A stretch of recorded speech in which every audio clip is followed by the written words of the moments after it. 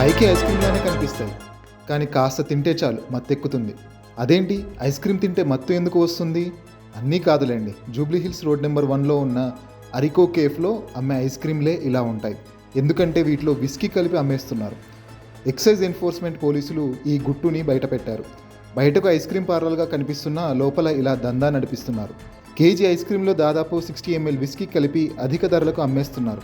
అంతేకాదు, ఎక్కువ మంది తమ పార్లర్కి రావాలని సోషల్ మీడియాలో యాడ్లు కూడా ఇచ్చారు. పోలీసుల రైడ్స్లో ఈ స్కామ్ వెలుగులోకి వచ్చింది. ఈ పార్లర్ నుంచి 11.5 కిలోల విస్కీ ఐస్ క్రీమ్లను సీజ్ చేసి కేసు నమోదు చేశారు.